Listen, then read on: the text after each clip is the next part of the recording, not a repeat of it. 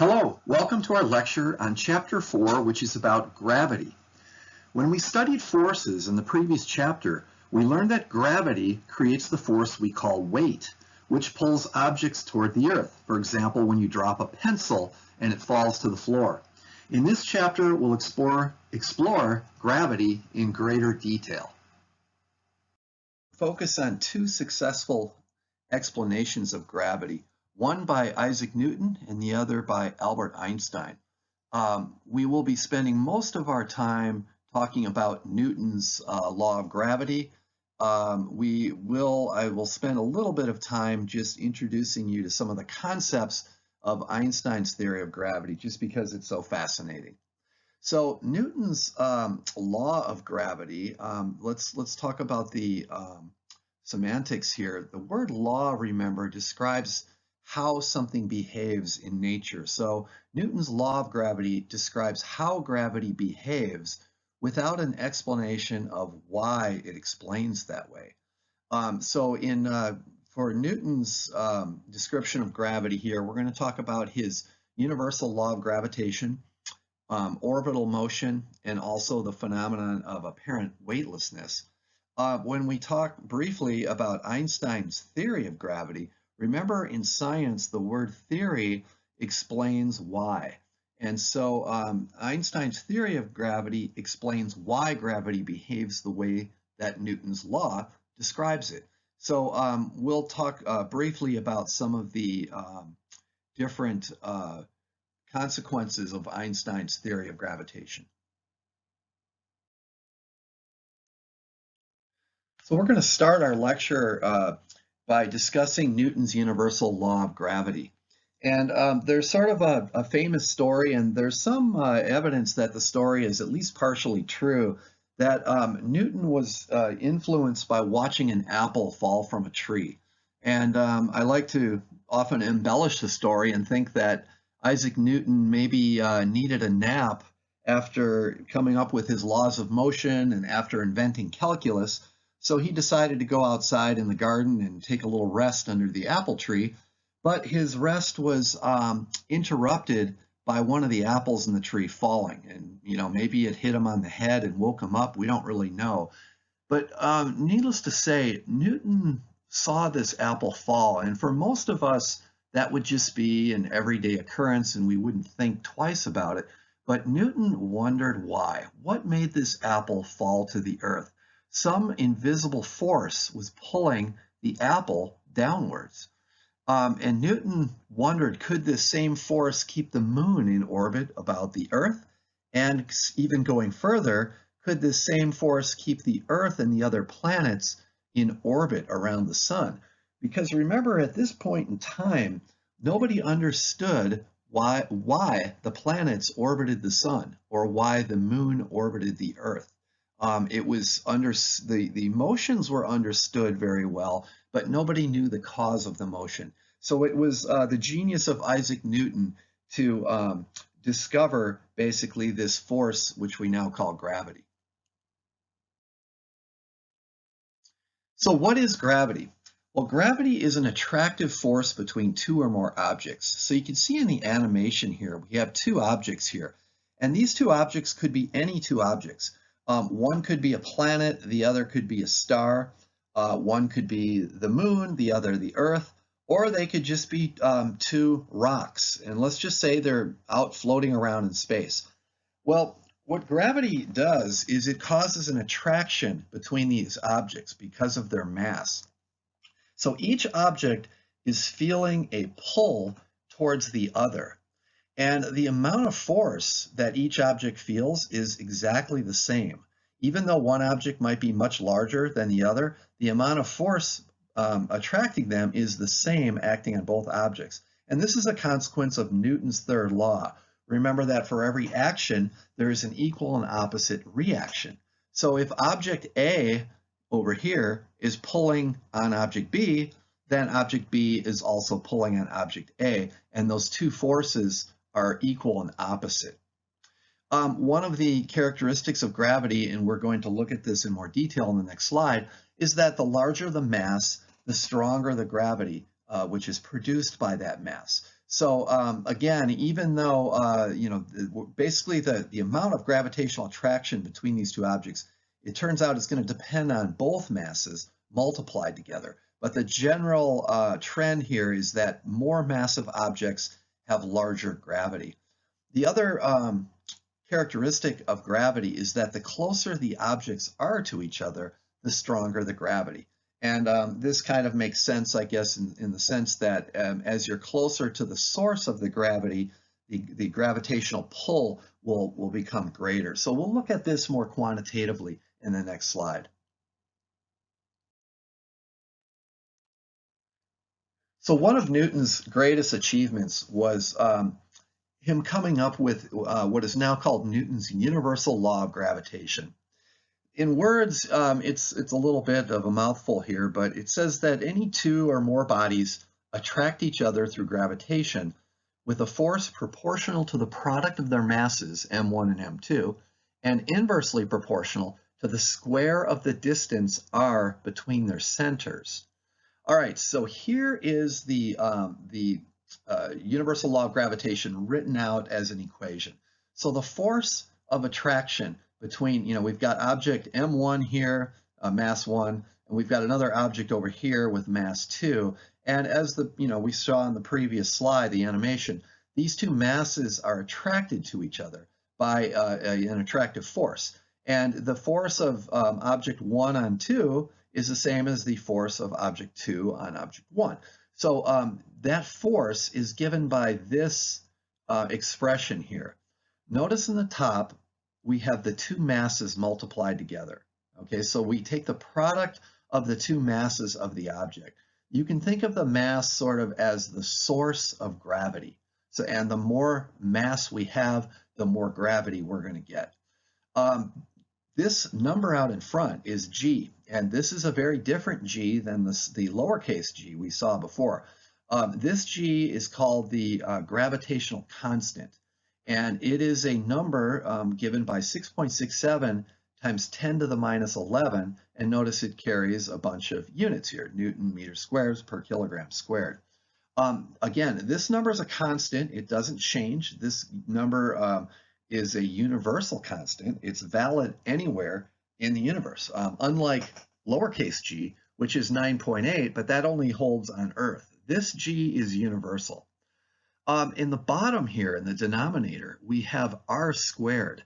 Now, r is the distance between the objects, and specifically, it's the distance between the centers of the object. So if these were two planets, for example, we would measure r from the center of this planet to the center of the second planet over here, all right? And notice that r is squared.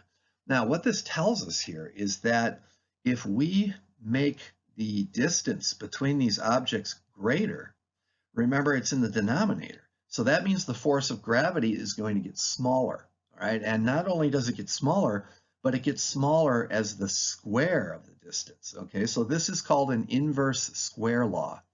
The other thing that's really profound about this, and this is the amazing thing about when Newton came up with this law here, he realized that this law is universal, meaning it works everywhere in the universe. And this is a profound statement, because what this is saying basically is that the universe that we live in, the entire universe, obeys a set of laws of nature.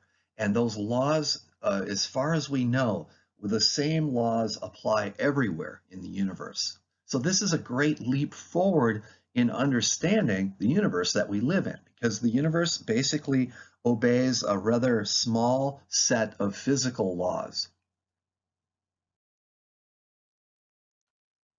In order to understand a little better how gravity works, let's look at some sort of semi-quantitative, almost conceptual examples which demonstrate how this law behaves and how gravity really behaves. So here's the universal law of gravitation again. Remember this F here, that's the force of gravity between the two objects as shown in this picture here. We have object 1 here and object 2 here, and they are attracted to each other by an equal and opposite force.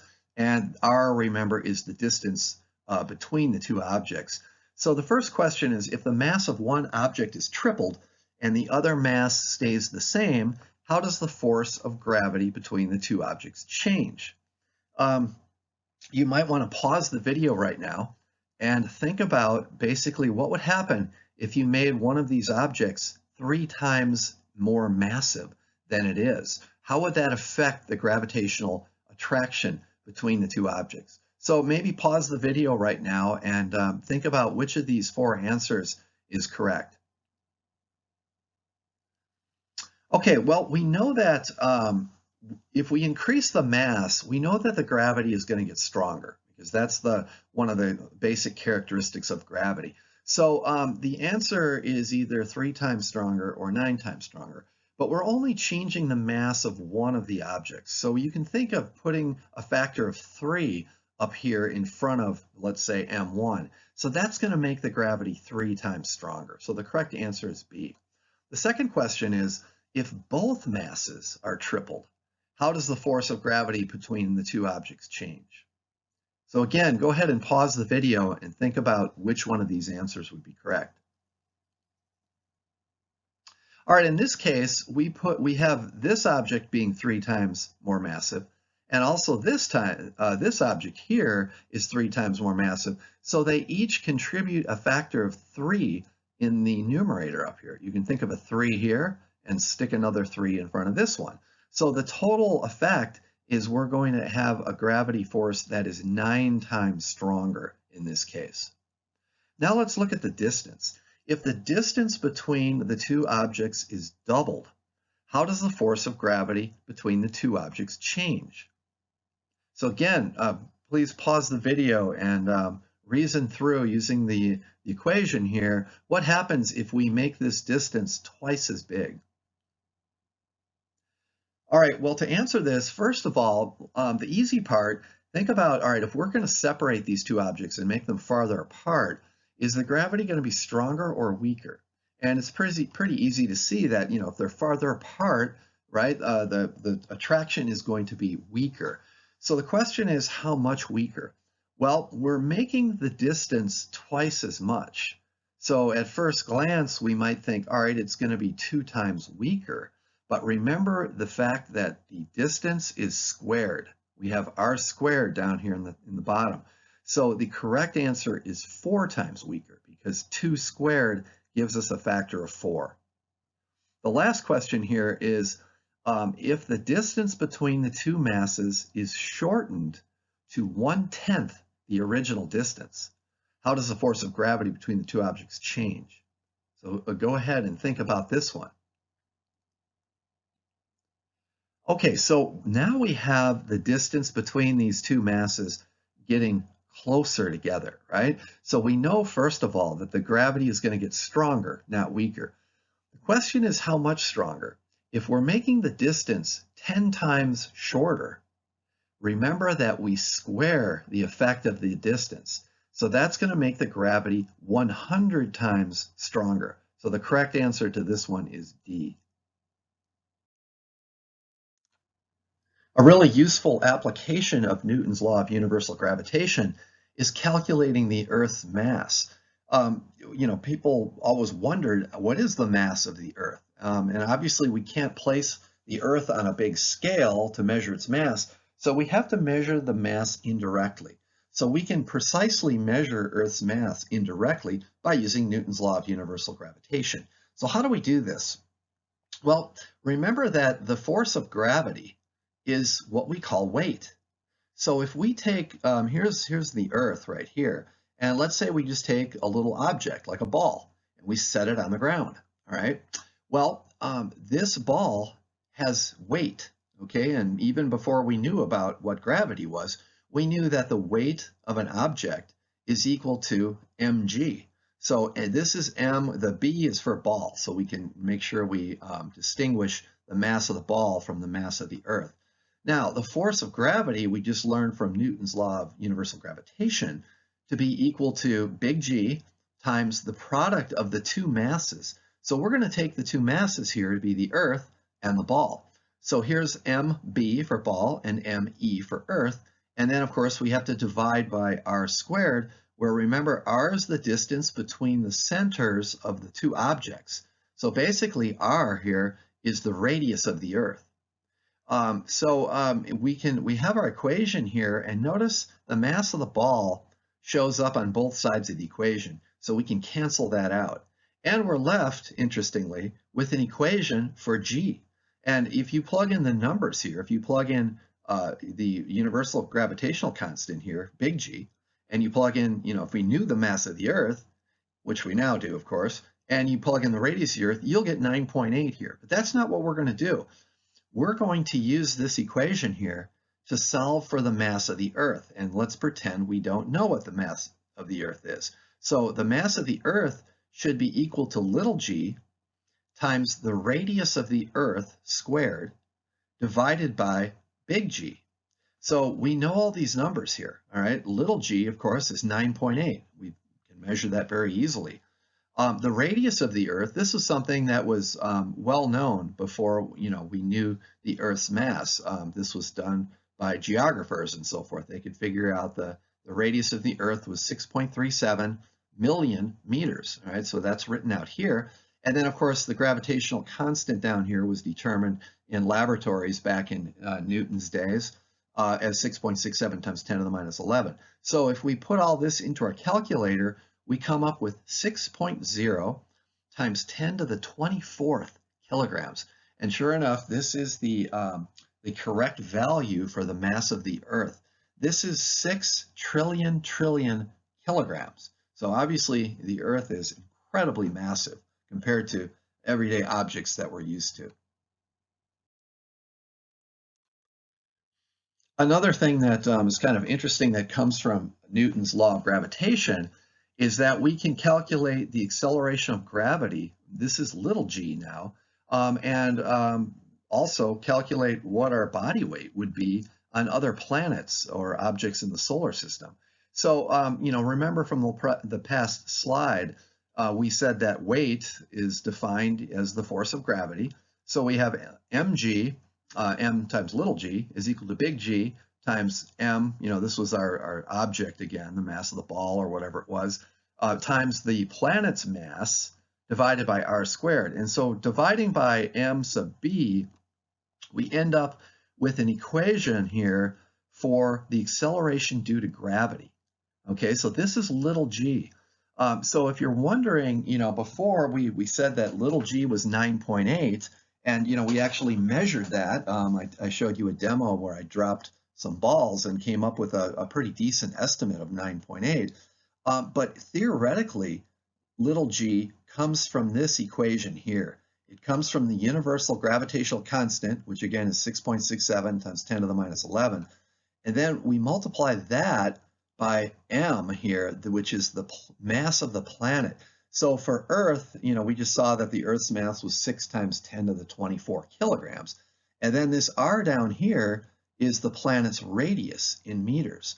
But this equation here works for any planet. It doesn't have to be Earth. Obviously, we can put in a different planet's mass and radius and determine what the acceleration of gravity would be on that planet. So this chart here, or table, shows that, for example, for Earth, of course, little g, acceleration due to gravity is 9.8 meters per second squared. And let's just say somebody weighs 150 pounds on Earth. I'm using English units here because that's what our bathroom scales measure us by. Okay, now, if we went to Venus, if this person went to Venus, you can see that the G value on Venus is a little bit less. It's close, but it's about 10% lower. It's about 8.9 instead of 9.8. So on Venus, this same person would weigh only 136 pounds, right? They'd be 14 pounds lighter because of the lower gravity. Now remember, a person's mass doesn't change, but the G does here, right? Your weight is equal to mg. All right, on Mars, the gravity is significantly smaller. It's 3.7 meters per second squared. So this person would weigh about 57 pounds on Mars. And the moon, we saw the video earlier with the astronauts dropping the hammer and feather. The moon's gravity is about 1/6 of what it is on Earth. So a person would weigh only about 24 pounds on the moon. which is kind of interesting because the astronauts found that they could move around on the moon more easily by hopping, kind of like a bunny rabbit. They would hop on 2 feet, and because of their light weight, they could actually just bounce around on the moon. It was more efficient than walking. The other thing regarding those astronauts is they wore backpacks, basically, that had their life support system, their oxygen and all that stuff. Those backpacks weighed about 300 pounds.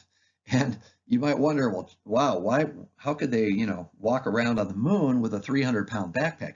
Well, that was 300 pounds on Earth.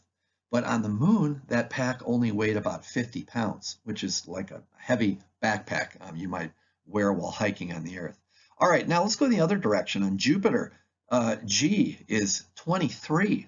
So this 150-pound person on Earth would weigh about 350 pounds on Jupiter. And if you could stand on the surface of the sun, even though the sun does not have a solid surface and it's awfully hot, but if you could, you would be experiencing a G, acceleration due to gravity, of 274, meaning you would weigh 4,200 pounds. So that would almost certainly snap all the bones in your legs. You would not be able to stand up because of your incredible weight. And just to take things to the total extreme here, there are objects in space called neutron stars, where the acceleration due to gravity is about 2 trillion, meaning your body weight on a neutron star would be about 28 trillion pounds. This gravity here is so extreme and intense that it would tear your body apart, and even all the molecules and atoms in your body would become completely ripped apart by this gravity. So my message here is don't sign up for a vacation to visit a neutron star. It would not be a pleasant visit. Haha. Let's take a look now at orbital motion. Isaac Newton came up with a thought experiment where he imagined placing a cannon on top of some hypothetical really tall mountain on the Earth. All right, so this is an imaginary mountain. In fact, this mountain is so tall that it actually sticks up above Earth's atmosphere. So the top of this mountain is up sort of in a vacuum, okay? So, Newton imagined taking this cannon and pointing it horizontal, okay, not up or down, but straight out sideways, and firing the cannon off of this mountain. And, what would happen here is the cannonball would shoot out of the cannon, and it would come down and fall and hit the Earth somewhere below. So Newton realized, what happens if we make the cannon a little more powerful and shoot this cannonball out a little farther? Well, now the cannonball, since it's going faster, it's going to travel farther before it comes down and crashes onto the Earth. But taking this to the extreme, Newton realized that if he had the speed just right, he could shoot this cannonball, and as the cannonball was falling towards the Earth was curving away from the cannonball's path at the same rate. So even though this cannonball is falling, it's never getting any closer to the Earth. And in this case, this cannonball would come right back around, and I guess if Newton didn't duck, it would hit him in the back of the head, right? But assuming that he ducks, this cannonball is just going to keep going around and around. This is an example of basically a low Earth orbit. All right, Newton had just realized how an orbit works. So taking this then a little bit further, if this cannonball is shot with even more speed, what happens here is instead of the orbit being a perfect circle, the orbit will start to become more elliptical, kind of oval shape. And given enough speed, the cannonball could actually escape Earth's gravity completely. All right, and that's something called the escape velocity, which we'll maybe talk about a little bit later in the course. So before we get into the orbit equation, one way to visualize an orbit, so this is, let's take a planet that's orbiting around the sun in our solar system, okay? And the reason it's shown like this in planetary orbits are actually elliptical. They're not nearly as the elliptical is shown here, but this is just sort of to show the effect.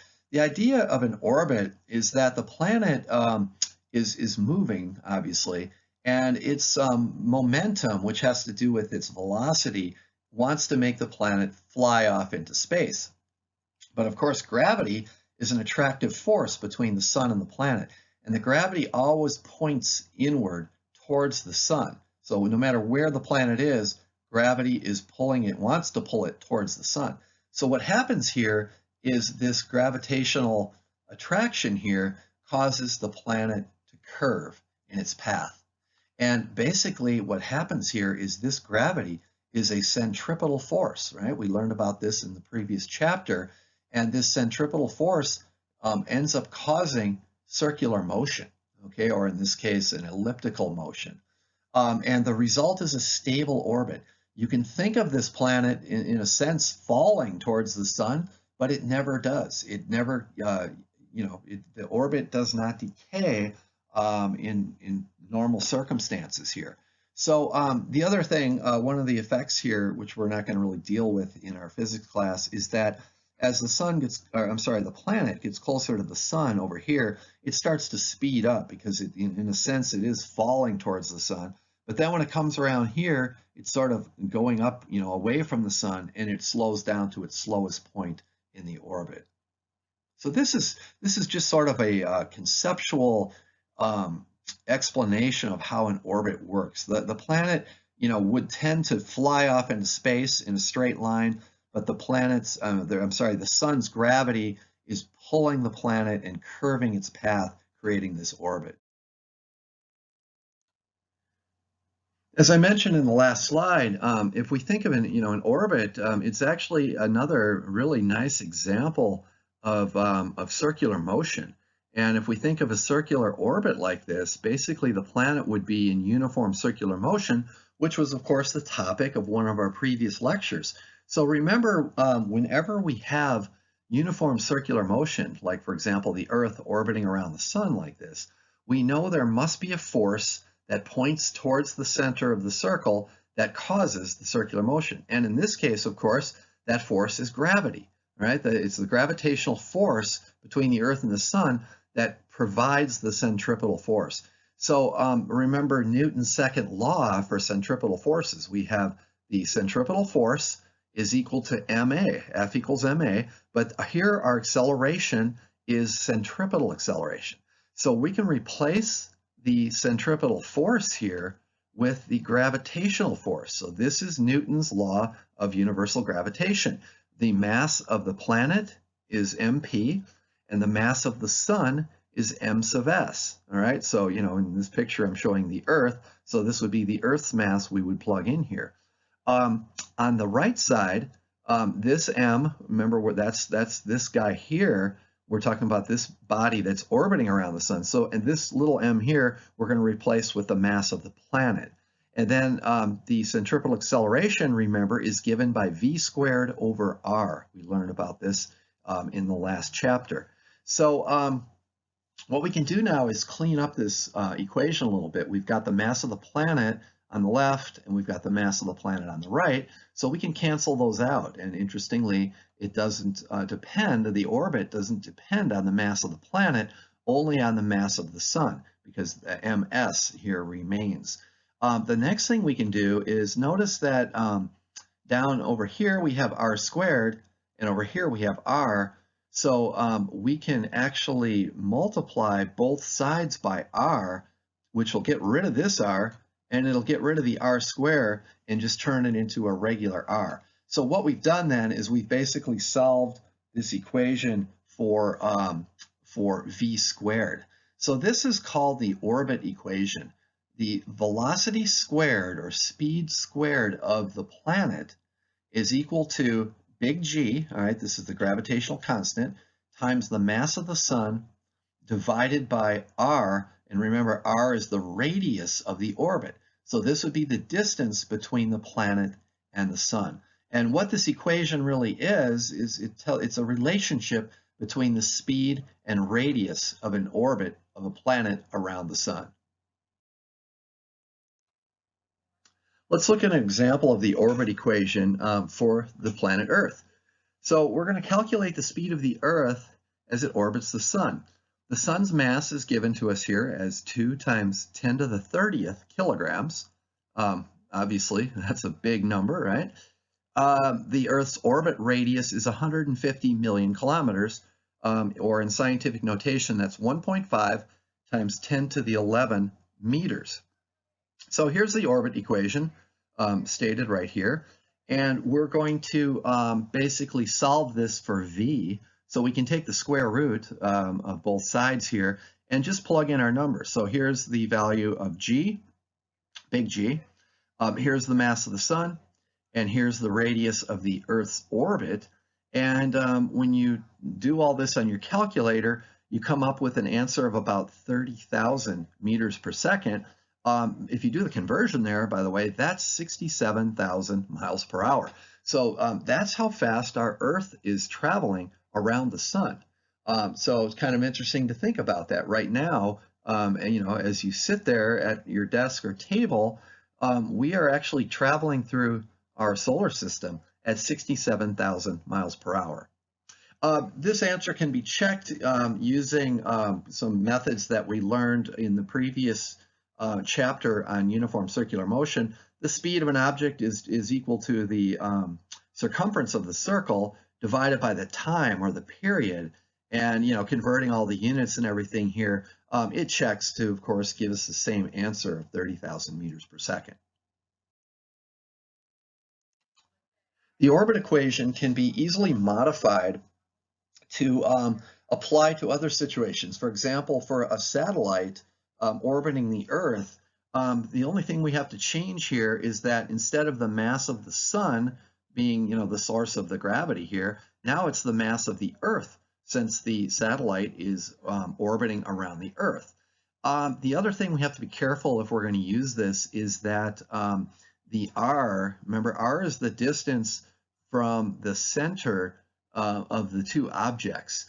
And so in this case, basically r starts from the center of the Earth, goes up to the surface of the Earth. Now that's the radius of the Earth, but then we have to go upward till we get to the satellite. So r would be the radius of the Earth plus the altitude of the satellite above the Earth's surface. But when those modifications are made, this equation here can be used to calculate the orbit parameters, the velocity and the radius for satellites.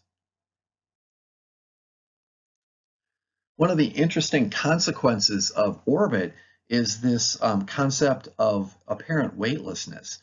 And this comes from the fact that if we take a scale and, you know, hang an object from a spring scale, this scale will read the object's weight, of course. But if we drop the scale and let the scale and the object fall together, well, then the object is not going to be pulling on the scale anymore because they're falling together. Now, remember that when an object is in orbit, it is really in free fall. It's literally falling to the Earth, but remember, because it's moving around the Earth, it never comes down. It's just you know, the Earth's surface is curving away from the path of the falling object. But for anything in orbit, it's in a state of apparent weightlessness. So this is why we see astronauts floating around inside the space shuttle or the space station. There is gravity where they're at. There is gravity, but they are in a state of free fall because they're in orbit. So they don't, basically, they don't experience the gravity, they're experiencing weightlessness. Since we were just talking about Isaac Newton, gravity, orbits, and the orbit equation, let's now take a step back in time and discuss the orbits of the planets around the sun in our solar system as viewed by Johannes Kepler. The basics of the planetary orbits as they travel around the sun are summarized in Kepler's 3 laws of planetary motion. Before Newton's time, Kepler carefully and skillfully studied the orbits of the planets around the sun and determined they all obeyed 3 simple laws, and that is the subject of this part of our lecture. We're going to study our solar system in much more detail later in the course when we change gears and talk about astronomy.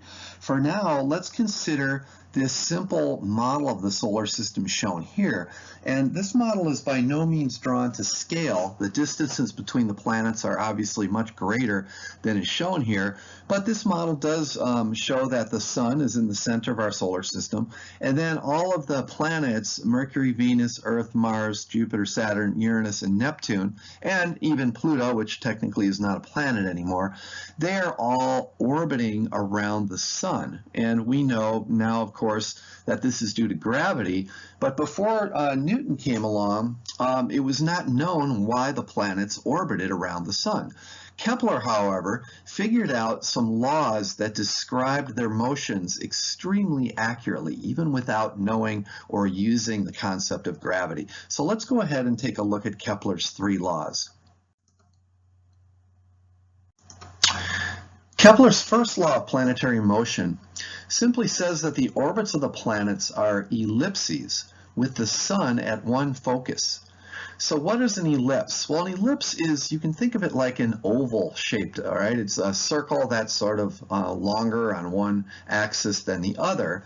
One way you can draw a perfect ellipse is by taking 2 push pins and wrapping a fixed length of string around it like this and putting your pencil inside the string, keeping the string taut, and drawing basically tracing around the 2 pins, you will actually make a perfect ellipse.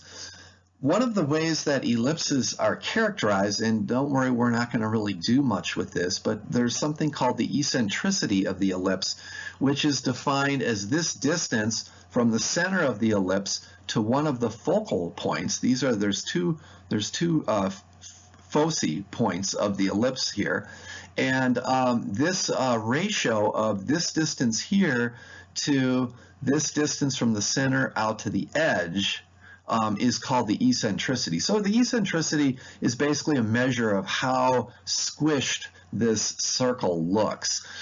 So a circle is actually a special case of an ellipse with an eccentricity of 0, because in a circle what happens is these 2 pins move together and meet right in the center. So this distance c here goes to 0, and thus the eccentricity of an ellipse, when it goes to 0, we now have a circle. But the main thing for us is just to note that Kepler's first law says that the planets, as they orbit around the Sun, they are actually not going in a circle. They're following an elliptical path, and the Sun is positioned at one or the other of these focus points, as shown right here.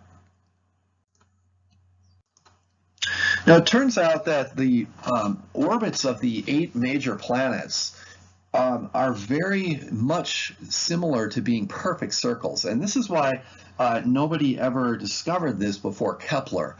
For example, the Earth's eccentricity is 0.0167. Now remember, 0 is a perfect circle, but this is very close to 0, 0.01. And so if you were to see a picture of the shape of the Earth's orbit or path around the Sun, you really wouldn't be able to tell by looking at it that it wasn't a circle. It looks almost perfectly circular, but it's not. It's slightly elliptical. It has this slight eccentricity here.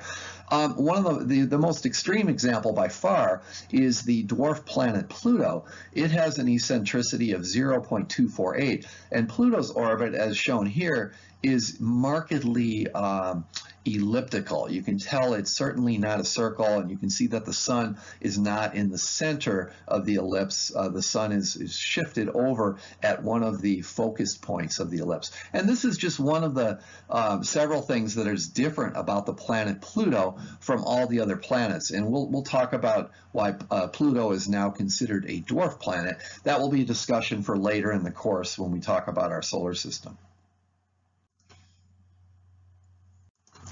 Kepler's second law, basically in its sort of most simple form, is a statement about the speed of the planet as it orbits around the Sun.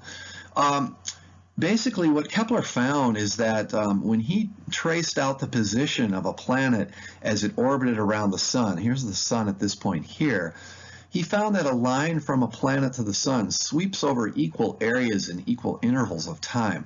So what does that mean? Well, let's say the planet starts over here at position A, and sometime later it's over here at position B. Let's say this time period here is 1 month. So if you can shade in this, it looks like this piece of slice of a piece of pizza or something like this. Later on, when the planet is over here at position A prime, 1 month later, the planet has moved all the way over here to position B prime. So and it turns out that this area shaded in here is the same as this area.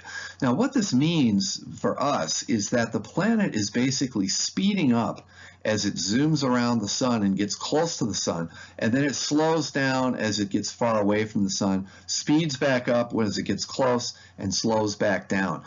This is sort of shown in this animation here. This one is flipped, obviously. The sun is over here on the right side, and you can see the planet speeding up as it gets closer to the sun.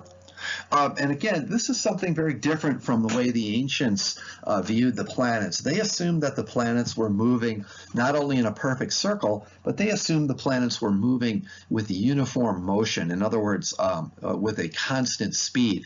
And that is certainly not the case. The third, and for us, the most important of Kepler's 3 laws is Kepler's third law.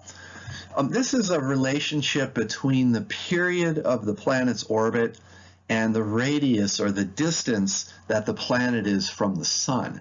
So let's make sure we're clear on a couple terms here before we discuss the law. The orbital period, which we'll call P here, sometimes you'll see in other textbooks they call this T. But for the orbital period, we'll call it P. It basically just means how long it takes the planet to go around the sun once. So, our Earth, for example, it takes 1 year for our Earth to make 1 trip around the sun. Well, for other planets, it takes different amounts of time, and we'll see that coming up shortly with some examples. Now, Kepler's third law states that a planet's orbital period P squared is proportional to its average distance from the sun, or its orbital radius, r cubed. All right, so Kepler's second law looks like this mathematically. P squared equals r cubed. Now, what is r? R is just the distance that the planet is from the sun. Now, we have to be careful, though. When we use Kepler's third law in this form, we have to use some special units here. For the time here, the period, we're going to measure it in Earth years. Okay, so we're not using seconds like we have been up till this point in time. The other one is the radius, or the distance of the planet to the sun, is measured not in meters, but in something called astronomical units, or AUs. So what is an astronomical unit? Well, it's simply the distance of the Earth from the sun. And an AU is about 93 million miles. But we're not going to use miles in this equation. We're going to measure distances in AUs, in astronomical units. So this equation here is sort of normalized or set up for the Earth going around the sun. In other words, the period is measured relative to the Earth's period, which is 1 year, and the radius r is measured relative to the Earth's radius, which is 1 astronomical unit.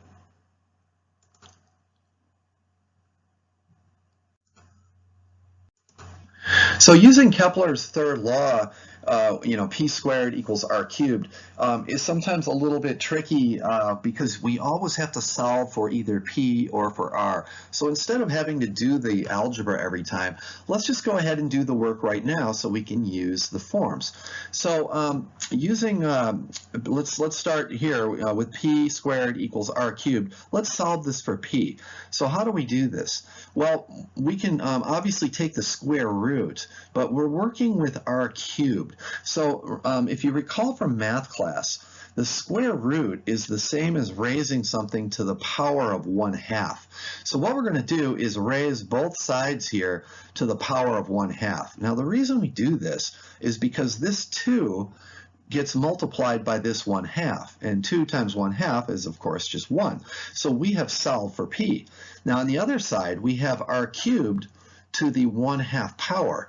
So when we multiply these two exponents together, we get 3 times 1/2, which is 3/2.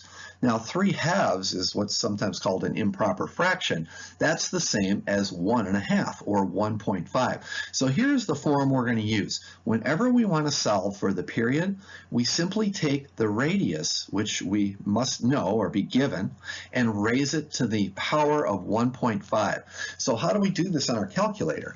Well, we use this, this is the Casio solar calculator that I recommended that you get.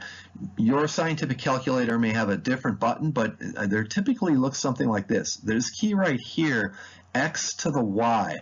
This is what you use to raise a number to some power. So if we wanted to do 5 raised to the 1.5, I would press 5, and then I would press this button, this x to the y button, and then I would type in 1.5 and then equals, and that would give me the answer.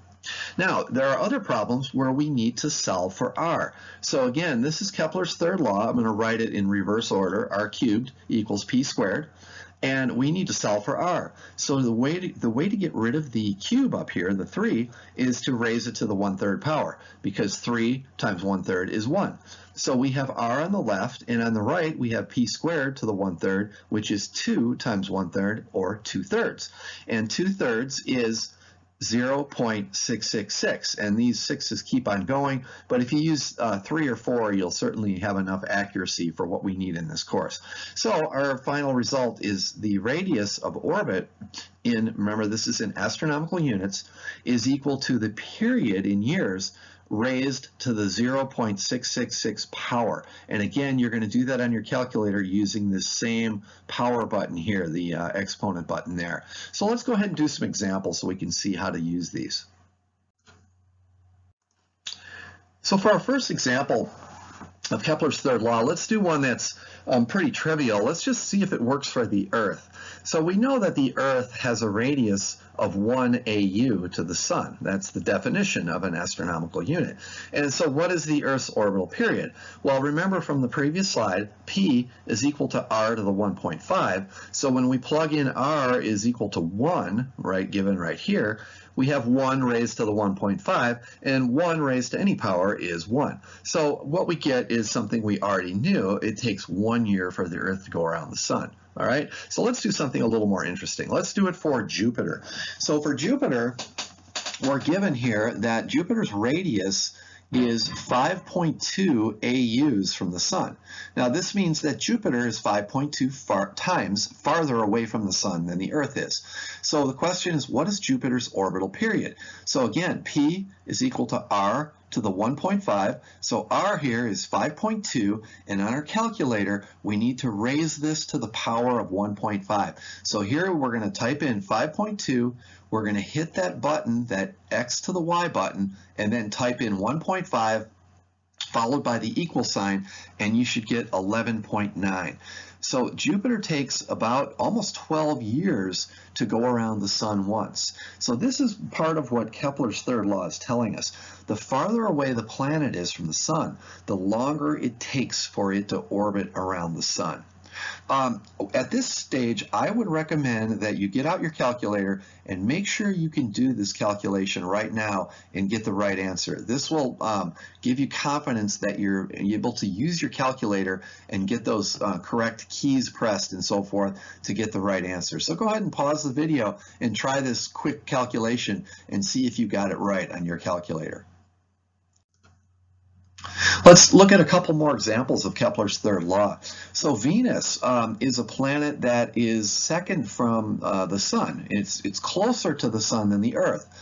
And its radius is less than 1 astronomical unit because it's closer. So it's 0.72 AUs. So what is Venus's orbital period? Well, again, P is equal to R to the raised to the 1.5. So now we have 0.72 raised to the 1.5. And again, you can try this on your calculator. You should get 0.61 years.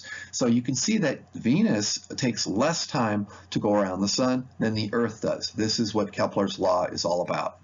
Our last example here, let's do one a little different.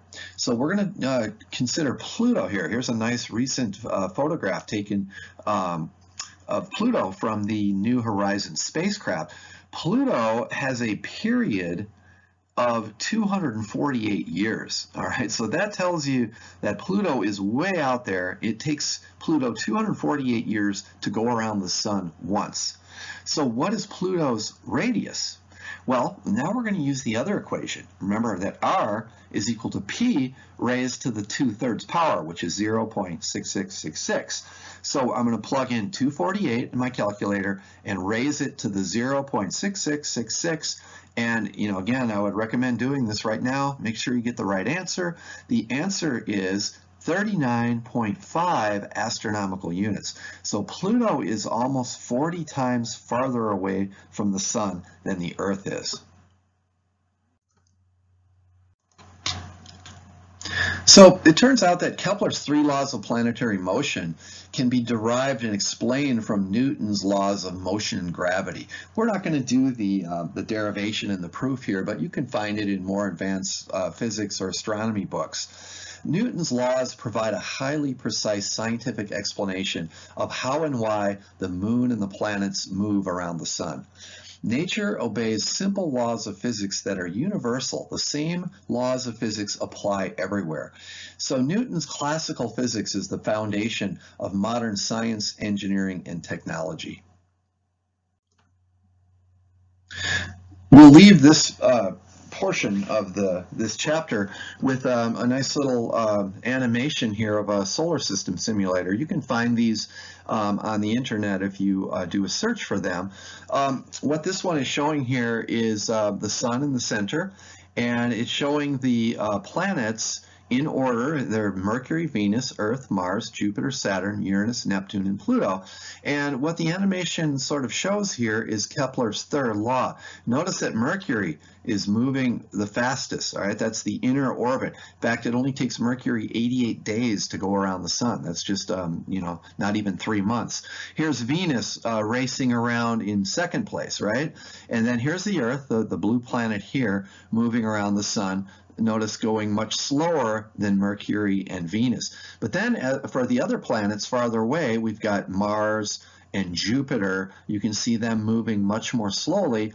And then when we get out to Saturn, you can see it's barely moving in this animation here compared to the inner planets of the solar system. And in fact, Uranus, Neptune, and here's Pluto right way over here. You can barely see it.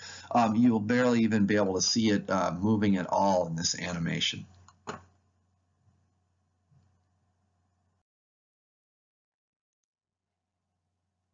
Let's finish up this lecture on a little bit of a different note here. No discussion of gravity would be complete without mentioning Albert Einstein. Your textbook has a chapter on Einstein's special theory of relativity later in the book, and it's not part of Physics 101, but if you take Physics 102, you may study that in that course. I just want to briefly introduce Einstein's contributions to the theory of gravity. His theory of gravity is called the theory of general relativity. Einstein is often regarded as the greatest scientific genius that ever lived. He became a celebrity, and his wild-haired appearance became the iconic look of a mad scientist. But it's interesting to know that almost all of the major work that Einstein did was done when he was a young man, and he looked like this fella up here, pretty normal-looking guy. So Einstein's theory of general relativity is an extremely complex theory, and in fact, it took Einstein 10 years to figure it out. And that was maybe one of the smartest people that ever lived. It took him that long. So we're not going to do any justice to it here, but I just want to give you a few of the sort of major concepts of his theory without getting into all the math and everything. One of the things that sort of tipped Einstein off to understanding what gravity is that there are two masses that we've seen so far in our equations. We've seen gravitational mass and we've seen inertial mass. So gravitational mass, remember Newton's universal law of gravitation, has mass in it. Well, so does Newton's second law of motion, F equals ma. Now these two masses here have, they look like they're very different. One is causing gravity over here, And this one is in what's called inertial mass. Remember, this is just the resistance for something to accelerate. Einstein realized that somehow, because these masses are the same in both equations here, one has to do with gravity, the other has to do with acceleration, is that gravity and acceleration are linked together and they're related because they depend on the same mass. So this led Einstein to this idea of what is now called the equivalence principle. It basically states that the effects of a gravitational field are equivalent to acceleration. So here again, we're seeing this link between gravity and acceleration. In a closed laboratory, there is no way to distinguish between gravity and an acceleration of the lab itself. So to show you what this means, imagine you're inside of a closed box here, and you're not allowed to look out the window, and you have no idea where you are. Okay. Now it just so happens that this box or laboratory that you're in is sitting on the Earth. So if you do an experiment inside your laboratory, for example, you drop a ball and time it and so forth, you will come up with an acceleration of 9.8 meters per second squared when you drop something. And you will say, okay, I must be in a gravitational field. However, if instead this same lab was inside of a spaceship, and this spaceship was out in deep space where there's no gravity, but the ship's engines were firing, and you are accelerating at precisely a value equal to g, in other words, 9.8 meters per second squared. Now, if you're in this lab, you would feel the same effect as you were sitting here on Earth. If you dropped a ball, that ball would accelerate down to the floor at 9.8 meters per second. You would have weight, and all the laws of physics would be the same. So in other words, you could not tell whether you were in a ship on Earth or in a ship accelerating at 9.8. There's no experiment that you could do to prove you were in one or the other. Furthermore, if you were on Earth and you were in a ship and you were free falling toward the Earth, you and all the objects inside of your lab would be floating around. All right, this is the same as orbit, right? We saw the astronauts in the space station orbiting the Earth. The same thing would apply if you were just floating out in deep space without any gravity nearby. You would also be floating around inside your lab. And again, you would have no way to tell whether you were free falling toward the Earth here or just floating in deep space. So this was called the equivalence principle. So amazingly, this equivalence between a gravitational field and acceleration leads us to one of the consequences of Einstein's general relativity theory, and that is that gravity has to do with the curvature of space. And again, this is not a simple thing to explain, but one demonstration that sort of shows the concepts might help clarify this. So suppose you're in your closed lab here, and you're either, let's say first you're floating out in deep space where there's no gravity. So if you were to shine a laser beam across your lab, the light beam would of course go in a straight line, as light always follows the shortest path between 2 points. Now remember that by the equivalence principle, we can also take this same lab and we can let it fall towards the Earth. And if you're inside there, you can't tell the difference, okay? So as you're falling, this laser beam inside the lab here would go straight across. But now if we take this and observe the same effect from the Earth's frame of reference, or at a different point of view here, we would see that when the light beam left the laser here, the lab was up here, and remember this light beam is going to start going across the lab, but the lab is falling down. So by the time the light beam gets to the other side of the lab has dropped down to here. So we see actually this light beam following a curved path through space. And kind of going forward here, since light always follows the shortest distance between 2 points, the space around the Earth's frame of reference must be curved. So this sort of leads to Einstein's idea of gravity. Newton viewed and modeled gravity as a force between massive objects, but couldn't explain why that force exists. Einstein viewed space, the three dimensions of space, and time as a fourth dimension, and space and time are woven together. This is often called the fabric of space-time. Einstein explained gravity as a curvature of space-time. And basically, massive objects curve the space-time around them. So, for example, if you take a piece of graph paper to represent flat space and technically space-time, when you have a massive object in the vicinity, all right, in this region of space, it's like you took a bowling ball and laid it on top of your bed. It puckers or warps the space-time around it. Okay, and so this is one way to sort of visualize what curvature of space means. And then if we take, let's say, a marble, and this is your bed again, right, with the bowling ball in there, and we roll a marble across the bed, well, it's going to actually be, the path of the marble is going to be curved because of this curvature in the space-time. And this marble may actually, if there was no friction, it could actually just keep spinning and orbiting around this massive object. So the curvature of space-time affects the way that objects move through space. So this was the first time that gravity could be understood as why it's an attractive force. It's because of this curvature in space-time. One of the consequences of Einstein's theory was the deflection of light as it goes around a massive object. And Einstein's theories correctly predicted the precise amount of deflection of starlight as it passes near the sun. So, actually when starlight passes by the sun, the beam of light is curved. And so it gives us a different apparent position from where the star actually is. And taking this to an extreme, astronomers have used clusters of galaxies like this. Each one of these fuzzy blobs in this picture is a galaxy like our own Milky Way galaxy containing hundreds of billions of stars.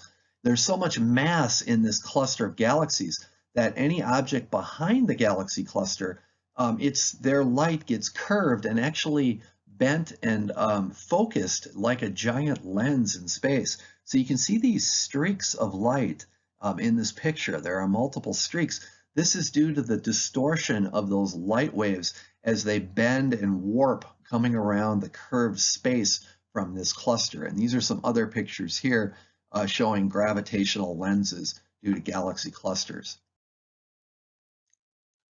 Black holes are one of the most fascinating objects in the universe, and it's one of my favorite topics in the astronomy classes that I teach. But we don't really have the time here to talk about them in any detail, but you can sort of visualize a black hole as a bottomless pit in space-time. So remember this idea of, you take your nice soft bed and you place a bowling ball on it and it warps the surface of your bed. That's sort of our analogy for curved space-time. Well, what a black hole is if you put something on your bed that was so heavy that it actually curved down, your bed curved down and made a bottomless pit with no bottom to it, right? This is an infinitely deep hole. That's sort of how to visualize a black hole. So the space-time around it is so severely curved that nothing can escape, not even light. That's why it's called a black hole. In fact, remember that space and time are woven together. Time is just one of the dimensions. And the curvature is so great that time actually comes to a stop around the surface of a black hole, which is a very difficult concept to try to comprehend. We don't actually see the black hole because light can't escape from it, but we can detect the X-rays that are emitted by gases that are superheated as they fall into the black hole. So in this artist's rendering here, we see a black hole in the center here, and this is the remains of maybe a star or something like that. That is basically all the matter here is swirling around and getting sucked into that black hole. But as it falls into the black hole, the gas is superheated to millions of degrees and it emits X-rays. And we can see those X-rays with X-ray telescopes. This is a radio telescope image of a black hole. One of the other fascinating predictions of Einstein's theory is something called gravitational waves. So gravitational waves are ripples in space-time. Now, to kind of again get a grasp of what this means, imagine that you have a nice calm pond here, or maybe a swimming pool, and there's a couple of bugs in swimming around or fluttering on the surface of the water, and of course the disturbance there creates little waves or ripples, and those ripples travel away from the disturbance in the surface of the water. Well, the gravitational waves are in a sense like that, but what is actually waving? Well, on a pond, obviously it's the water that is waving and wiggling. But for gravitational waves, it's space-time that is actually rippling. So how do you imagine that? Well, this is again, you can kind of see the graph paper here, and this is representing space and time, which has these outward going ripples. So 100 years after Einstein predicted the presence of gravitational waves, we finally had the technology to directly detect them. And the detector was called LIGO, the Laser Interferometer Gravitational Observatory. And just a few years ago, the first gravitational waves were actually discovered. And the way this interferometer works is a laser beam is shot through this arm here of the system, and this is called a beam splitter. One part of the beam is sent this way, the other part of the beam is sent this way, and you can see the size of these tubes here that carry the beams. They're miles long, and inside those beams are then bounced off of mirrors and recombined, and the beams basically interfere with each other. And if this thing is all lined up and there are no gravitational waves present, they can detect a certain level of brightness from the interference of these beams. Now, if a gravitational wave comes along, remember what that does is it ripples space-time.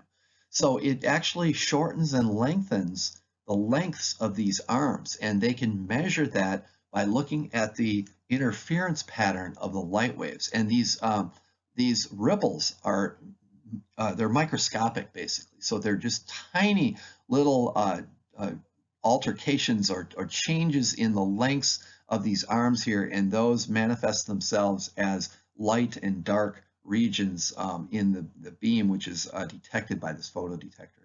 So anyway, that's our last slide here. So hopefully you at least got a little bit of a sense of Einstein's theory of general relativity and how it explains gravity.